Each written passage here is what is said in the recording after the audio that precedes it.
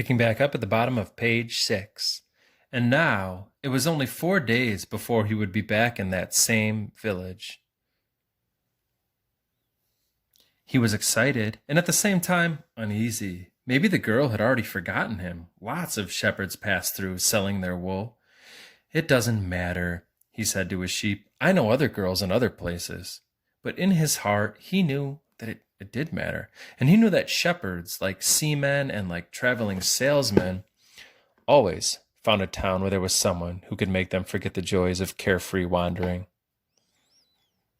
The day was dawning, and the shepherd urged his sheep in the direction of the sun. They never have to make any decisions, he thought. Maybe that's why they always stay close to me. The only things that concerned the sheep were food and water. As long as the boy knew how to find the best pastures in Andalusia, they would be his friends. Yes, their days were all the same, with the seemingly endless hours between sunrise and dusk. And they had never read a book in their young lives and didn't understand when the boy told them about the sights of the cities. They were content with just food and water, and in exchange, they generously gave of their wool, their company, and, once in a while, their meat. If I became a monster today and decided to kill them one by one, they would become aware only after most of the flock had been slaughtered, thought the boy. They trust me, and they've forgotten how to rely on their own instincts because I lead them to nourishment. The boy was surprised at his thoughts. Maybe the church, with the sycamore growing from within, had been haunted. Now there's the second mention of the church. Now, mention something once, maybe it's noticed. Mention it twice, it's probably noticed. Mention it 3 times, it's called a motif and definitely is significant and it's probably pointing toward the theme. So there's probably something to the idea of a fallen down church as the initial setting of this book. It had caused him to have the same dream for a second time, and it was causing him to feel anger toward his faithful companions. He drank a bit from the wine that remained from his dinner of the night before, and he gathered his jacket closer to his body. He knew that a few hours from now, with the sun at its zenith, the heat would be so great that he would not be able to lead his flock across the fields. It was the time of day when all of Spain slept during the summer. The heat lasted until nightfall, and all that time he had to carry his jacket. But when he thought to complain about the burden of its weight, he remembered that because he had the jacket, he had withstood the cold of the dawn. We have to be prepared for change, he thought, and he was grateful for the jacket's weight and warmth. Now, the first time I read this book, I noticed, and I think you'll notice it too, there's a lot of really short yet meaningful quotations that quote unquote speak to us. And for me, this was one of the first that I read in the book. We have to be prepared for change. Now that I'm reading this book during our current circumstances, it's hitting me even differently than it has before. And I will say that that's one of the powerful parts of this book is no matter when a person reads it in his or her life, it always can connect to one's life, and it always just is significant, but maybe a little bit differently than it was the last time one's read it. So this quotation, I think for obvious reasons, it's really hitting me when I read this book for this probably the 10th or 11th time of my life. The jacket had a purpose, and so did the boy. His purpose in life was to travel. And after 2 years of walking the Andalusian territory, he knew all the cities of the region. He was planning on this visit. Sorry, I'm trying to get it to not be as blurry. Oh, no luck so far.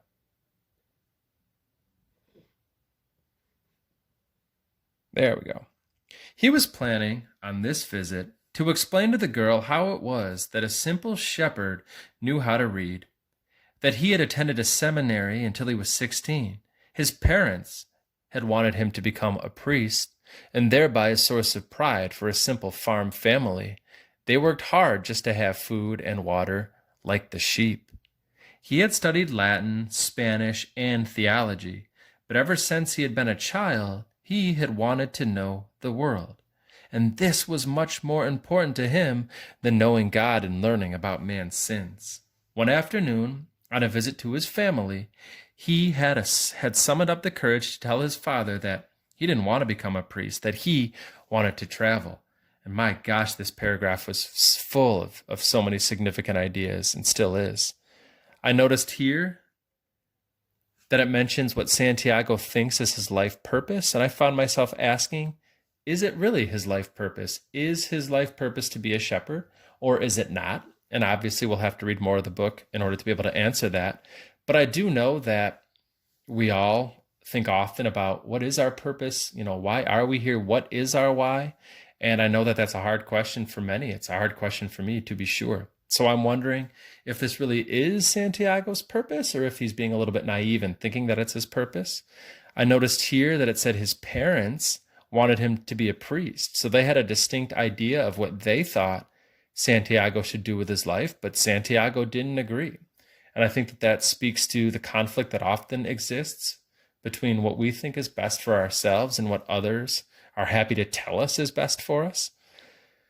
I noticed that this whole entire paragraph has to do with how Santiago's potential to be in the priesthood, to be affiliated with the church, has quote unquote fallen apart. And that reminds me of my question I had at the very beginning of the book. Why does the story start out in a fallen down church? So maybe that is indeed symbolic. And also, I noticed that it's likening human beings and just meeting their basic needs of food and water is similar to the way the sheep were described earlier. So I think that sometimes maybe we as human beings are a bit sheep-like. So a lot is happening and being established here early on in the text. As I continue reading, I'll do my best to not get bogged down in all the notes in the book, but I still do want to point some of them out. And again, my apologies for the text sometimes being blurry and sometimes not. I'll do my best, though, to keep it as clear as I can. Moving on to page 9.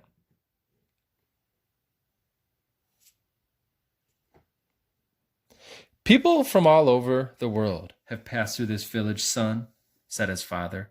They come in search of new things, but when they leave, they're basically the same people they were when they arrived.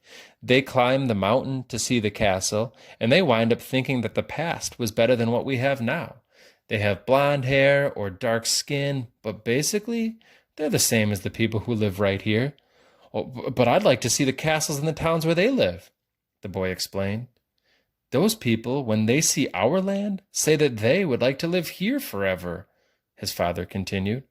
Well, I'd like to see their land and see how they live, said his son. Well, the people who come here have a lot of money to spend, so they can afford to travel, his father said. Amongst us, the only ones who travel are the shepherds. Well, then I'll be a shepherd. His father said no more. The next day, he gave his son a pouch that held 3. There's that number again, maybe significant beyond. Just a number incidentally dropped in the book. 3 ancient Spanish gold coins. I found these one day in the fields. I wanted them to be a part of your inheritance, but use them to buy your flock. Take to the fields, and someday you'll learn that our countryside is the best and our women the most beautiful. Spoiler alert! And he gave the boy his blessing. The boy could see in his father's gaze a desire to be able himself to travel the world, a desire that was still alive despite his father's having had to bury it over dozens of years, under the burden of struggling for water to drink, food to eat, and the same place to sleep every night of his life.